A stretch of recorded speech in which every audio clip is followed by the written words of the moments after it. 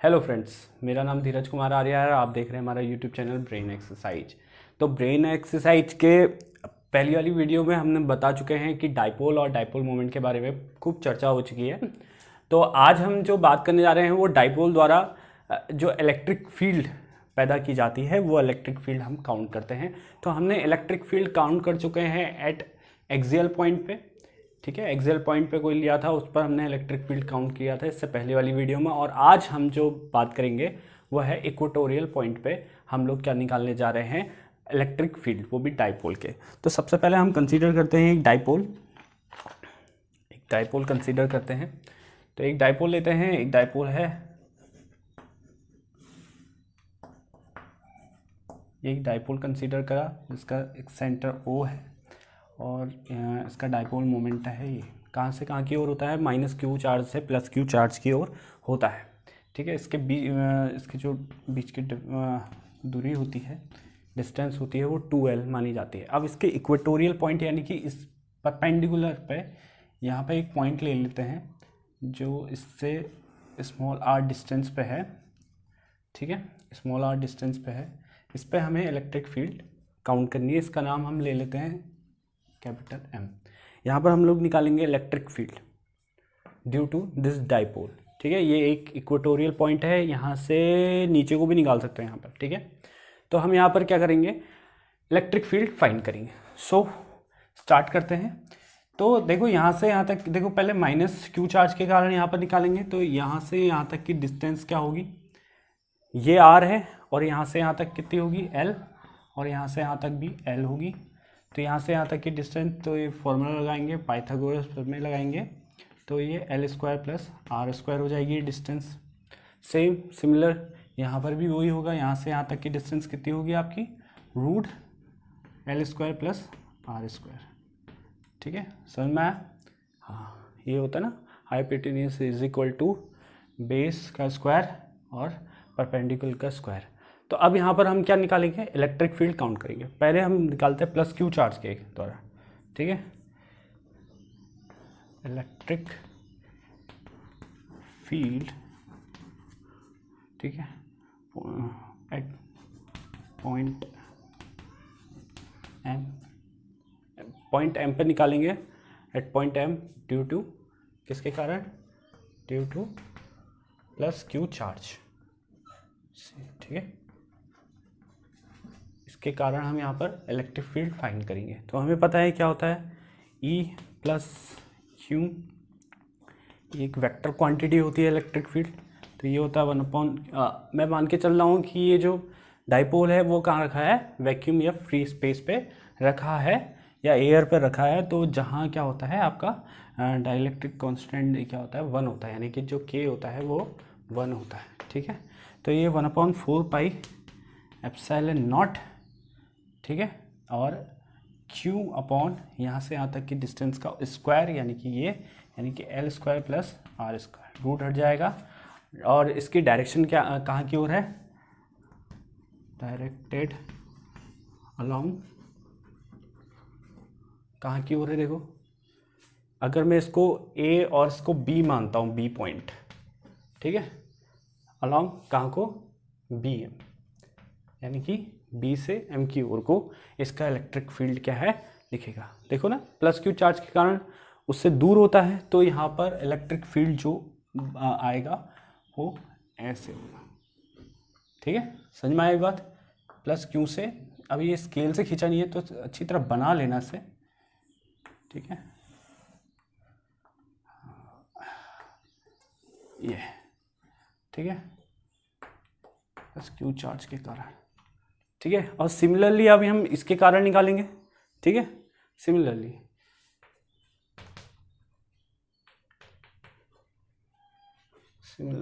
जैसे यहाँ पर इसके कारण निकाला और यहाँ पर -q चार्ज के कारण निकालेंगे। ठीक है, -q चार्ज के कारण भी ये आएगा 1/4πε0। ठीक है, और q अपॉन ये डिस्टेंस, ठीक है, r² + l²। तो इसका डायरेक्टेड अलोंग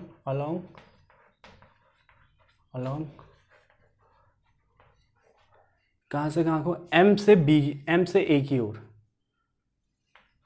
एम से एक ही और होगा, ठीक है। तो इसको कुछ ऐसे करके आप इसको दिखा सकते हो, एम से एक ही और, ठीक है। एम से एक ही और होगा, क्यों? क्योंकि इसकी जो डायरेक्शन होती है वो प्लस क्यू चार्ज की ओर होती है, ठीक है। किसकी? इलेक्ट्रिक फील्ड की, सॉरी, इलेक्ट्रिक फील्ड की डायरेक्शन जो होती है माइनस क्यू चार्ज की ओर होती है और प्लस क्यू चार्ज से दूर होती है, ठीक है। तो इसकी जो डायरेक्शन होगी वो अंदर की ओर होगी, यानी कि माइनस क्यू चार्ज, ठीक है। समझ में आया बात? ठीक है। अब देखो, हमने इन दोनों के कारण यहाँ पर इलेक्ट्रिक फील्ड फाइंड किया, लेकिन ये इलेक्ट्रिक फील्ड का जो रिजल्टेंट है वो निकालना हमें ज़रूरी है। तो देखो, एक तो इधर को गया, इसके कारण यहाँ पे इलेक्ट्रिक फील्ड जो पैदा हुआ इधर को हुआ, इसके कारण यहाँ पर इलेक्ट्रिक फील्ड पैदा हुआ नीचे को हुआ। अब यहाँ पर रिजल्टेंट इलेक्ट्रिक फील्ड या नेट इलेक्ट्रिक फील्ड कैसे आएगा वो हम काउंट करेंगे। तो इसको नोट डाउन कर लीजिए, फिर उसके बाद बात करते हैं आगे। देखो, हमने डायग्राम बना लेते हैं फिर से। ये माइनस क्यू चार्ज था, ये प्लस क्यू चार्ज था, ठीक है।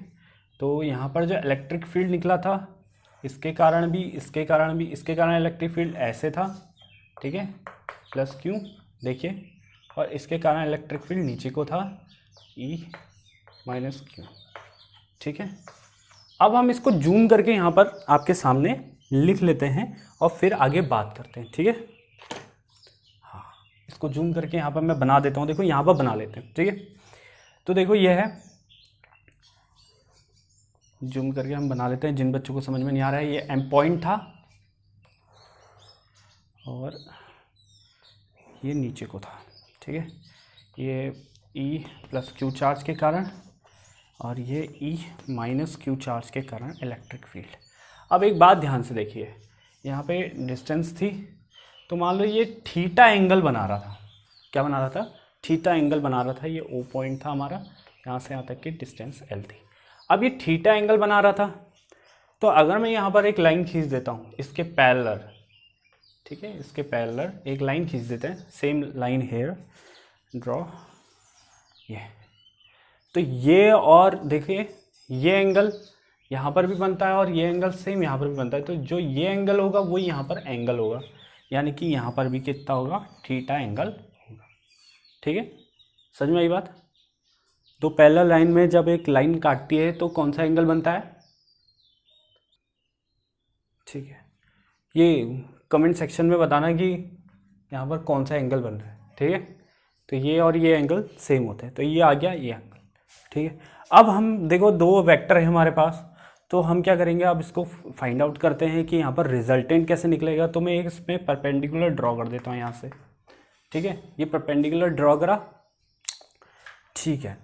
अब मैं इसको बाइसेक्ट, मतलब इसको तोड़ देता हूँ, इस वेक्टर को दो पार्टों में तोड़ देता हूँ। तो इसका जो एक पार्ट आएगा वो इस साइड को आएगा और इसका दूसरा पार्ट जो होगा, ये मतलब बाइसेक्ट होगा ना, ये टूट जाएगा, फिर ये नहीं रहेगा। दूसरी, मतलब ये एक वेक्टर को मैं दो पार्टों में तोड़ देता हूँ, हमें पता है। तो इसका नाम रख लेते हैं, ये डी और इसका नाम एफ रख देते हैं, डी एफ, ठीक है। तो देखते हैं फिर, अगर मैं इसमें कॉस थीटा लगाता हूँ, देखो अगर कॉस थीटा लगाते हैं, यहाँ पर कॉस थीटा क्या होता है? कॉस थीटा बेस यानी एफ एम और हाइपोटेन्यूस यानी कि ई, ठीक है, प्लस ई क्यों लिख दे या ई लिख दिए, ठीक है। तो यहाँ पर का ई आ जाएगा, यानी कि यहाँ पर तक का मैग्नीट्यूड ई होगा, ठीक हो गया। और फिर हम क्या कहते हैं, एफ एम जो हो जाएगा आपका, वेक्टर में लिख लेते हैं या वैसे लिख लेते हैं, वैसे लिख लेते हैं, एफ एम बराबर हो जाएगा आपका ई कॉस थीटा, यानी कि इसका कुछ पार्ट, यानी कि देखिए कॉस एफ एम क्या हो जाएगा आपका? ई कॉस थीटा, ठीक है। इसका एक पार्ट इस साइड को चले गया। और ऐसे सिमिलरली साइन थीटा के बारे में बात करेंगे, तो वो हो जाएगा परपेंडिकुलर, यानी कि डी एफ अपॉन ई, या वेक्टर लगा दो या बिना वेक्टर के ही इसका काम हो जाएगा। देखो क्या हो जाएगा, डी एफ बराबर ई साइन थीटा, ठीक है। और एक ये हो जाएगा और तो दूसरा ये हो जाएगा, और इसको हम लोग इसके सेम में खींच लेते हैं, ठीक है। ये हो गया ई साइन थीटा। अब इसकी डायरेक्शन जो है, इसकी डायरेक्शन इस साइड है और इसकी डायरेक्शन इस साइड है, ठीक है। डायरेक्शन भी देख लीजिए, डायरेक्शन इस साइड है, ठीक है, सेम देखो। और वैसे ही जैसे ये टूटा वैसे ही टूट जाएगा, एक जाएगा नीचे की साइड, इसको प्लस क्यू चार्ज के कारण लिख लेते हैं, ये प्लस क्यू चार्ज के कारण है, ठीक है, ये प्लस क्यू चार्ज के कारण है। और ये ऐसे इसका नीचे वाला भी पार्ट दो इसमें स्प्लिट हो जाएगा, एक होगा E minus q cos theta similar, और ये हो जाएगा E minus q sine theta, ठीक है। तो ये दो पार्टों में स्प्लिट हो गया, ये भी दो पार्टों में, अब ये इनका कोई अस्तित्व नहीं रहा, ठीक है, ये गायब हो गए। अब बचे क्या है, ये दो इस साइड को है और एक इस साइड को है, एक नीचे की ओर है। अब होगा क्या, क्योंकि हमने देखा ना वो दोनों वैल्यूज क्या थी आपकी, दोनों वैल्यूज क्या थी, इक्वल थी, इन दोनों की इक्वल वैल्यूज थी, मैग्नीट्यूड में इक्वल थे। अब मैग्नीट्यूड में इक्वल है तो ये चीज क्या हो जाएंगे, एक दूसरे को कैंसिल आउट कर देंगे, ठीक है।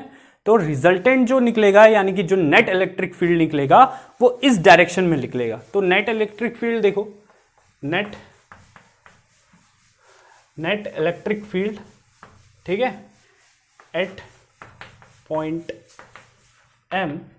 तो एम पर हम नेट इलेक्ट्रिक फील्ड देखते हैं तो वो क्या निकलती है, देखो ई, एक्चुअली वो net electric field equatorial point पे है तो इसको लिख देते हैं एच यू करके, हम लोग दिखा लेते हैं, पूरा नाम नहीं लिखेंगे, इक्वेटोरियल पॉइंट पे है। तो वो क्या आएगा, इन दोनों का सम, क्योंकि एक ही डायरेक्शन में है तो ये जुड़ जाएंगे, E plus q charge cos theta plus E minus q charge cos theta.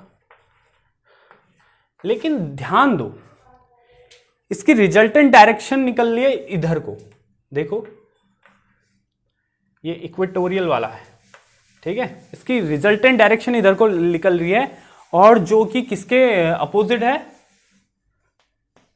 ये पी के, देखो है ना, डायपोल मोमेंट इधर को है, और इलेक्ट्रिक फील्ड जो निकल रही है इक्वेटोरियल पॉइंट पे साइड, यानी कि ठीक इसके अपोजिट डायरेक्शन में है। तो पहला तो आएगा माइनस और ये दिखाएगा पी कैप। इसका मतलब है कि जो इक्वेटोरियल पॉइंट पे, किसी डाइपोल के इक्वेटोरियल पॉइंट पे जो रिजल्टेंट इलेक्ट्रिक फील्ड निकलता है वो डाइपोल मोमेंट के अपोजिट डायरेक्शन में होता है, ठीक है। इतनी बात समझ में आई, ठीक है। तो अब इन सब की वैल्यू हम पुट कर देते हैं। तो वैल्यू पुट करने से, क्योंकि ये दोनों इक्वल है, हमने पहले ऊपर बात कर ली है, इक्वल है, तो इसको मैं कुछ ऐसे करके लिख लेता हूं, ई 2e cos थीटा, ठीक है, कुछ फर्क नहीं पड़ेगा, 2e cos थीटा लिख देते हैं, इसको बराबर ई लिख देते हैं खाली, ठीक है, 2e cos थीटा। तो ये आ गया 2e cos थीटा। तो -2 ई की वैल्यू सबको पता है, कितना है ई की वैल्यू, 1/4 पाई एप्सिलॉन नॉट, ठीक है, Q upon R square plus L square और cos थीटा पी कैप, ये निकल गया, ठीक है। इतनी समझ में आया, इतनी बात समझ में आ गई, बहुत बढ़िया, इतनी बात समझ में आ गई है, ठीक है। नोट डाउन करो, आगे बात करते हैं। देखिए जो हमारा यह था, हमने इक्वेटोरियल पॉइंट पे निकाला आपका रिजल्टेंट इलेक्ट्रिक फील्ड या नेट इलेक्ट्रिक फील्ड निकाला इक्वेटोरियल पॉइंट पे, उसकी डायरेक्शन जो निकली वो ये निकली, ठीक है। तो अच्छी तरह लेसन समझ में आया होगा। तो यहाँ पर निकली जो कि क्या है, पी के ठीक अपोजिट है, इसलिए माइनस का साइन आया है, ठीक है, यानी कि पीछे से पी कैप आया। इसका मतलब है कि डाइपोल मूवमेंट के अपोजिट डायरेक्शन में होता है इक्वेटोरियल पॉइंट पर किसी डाइपोल के इलेक्ट्रिक फील्ड। तो बात करते हैं आगे। देखो ये कॉस थीटा दिख रहा है आपको बच्चों, कॉस थीटा, ये थीटा एंगल है, ये भी थीटा एंगल था, दोनों साइड से कहीं पर से भी हम कॉस थीटा की वैल्यू फाइंड करते हैं। तो कॉस थीटा जो होता है वो होता है बेस अपॉन हाइपोटेनियस, यानी कि बेस है आपका L, हाइपोटेनियस है आपका ये root L square plus R square, ठीक है। तो इसको यहाँ पुट कर देते हैं। अब पुट करेंगे तो क्या हो जाएगा, -1/4 pi epsilon naught 2Q upon L square plus R square, यानी कि sorry R square plus L square, cos theta जो हो जाएगा वो आएगा आपका L upon root R square plus L square, और यह है पी कैप। इसको रफ कर देते हैं। हाँ, तो इतना समझ में आया आपको? आगे बात करते हैं। तो देखो ये हो गया, देखो ऊपर ये हो गया आपका इक्वेटोरियल पॉइंट पे निकलेगा आपका 1/4πε0 माइनस कैसे रहा, देखो Q इंटू 2L क्या होता है, P होता है, क्या होता है, P होता है। और देखो ये 1 है, 1/2 है, 1 + 1/2 कितना होता है, 3/2, यानी कि r² + l² की पावर 3/2 P कैप। अब क्योंकि ये जो r है ये l से बहुत बहुत बड़ा होता है, ठीक है, हम लोग पहले भी बात कर चुके हैं, क्योंकि l डिस्टेंस, पहले तो 2l बहुत ही छोटी डिस्टेंस होती है, और अगर l से उसके r से उसका कंपैरिजन की जाए तो आपका r बहुत ज़्यादा बड़ा होता है l से। दैट मीन्स हम इसको कह सकते हैं अप्रॉक्सीमेटली ये क्या हो जाएगा, आपका r² ही माना जाएगा। तो इसको यहाँ पर पुट करते हैं, तो जब हम इसको पुट करेंगे तो ये हो जाएगा 1/4πε0, ये नेगेटिव साइन हम रखे रहते हैं, और p ये हो जाएगा, देखो क्या हो जाएगा, r² हो जाएगा ये टर्म। तो देन ये 3/2 ये p कैप माइनस का 1/4πε0 p, ये r³ हो जाएगा और ये p कैप हो जाएगा। इतना समझ में आया? तो देखो बात क्या हो रही है, बात यह है कि इक्वेटोरियल पॉइंट पे किसी डाइपोल के जो इलेक्ट्रिक रिजल्टेंट इलेक्ट्रिक फील्ड निकलता है वो P के अपोजिट डायरेक्शन में निकलता है, जो कि ये इंडिकेटर है, और ये ही इसका रिजल्टेंट इलेक्ट्रिक फील्ड है, ठीक है। और लेकिन जो हमने एक्सियल पॉइंट पे बात करी थी उसमें जिधर को आपका जिस डायरेक्शन में P का डायरेक्शन होता है उसी डायरेक्शन पे एक्सियल पॉइंट पे रिजल्टेंट इलेक्ट्रिक फील्ड निकलता है। कहां? आपका एक्सियल पोजीशन पे, ठीक है। इक्वेटोरियल पोजीशन पे क्या निकलता है, opposite direction of the dipole moment, ठीक हो गया।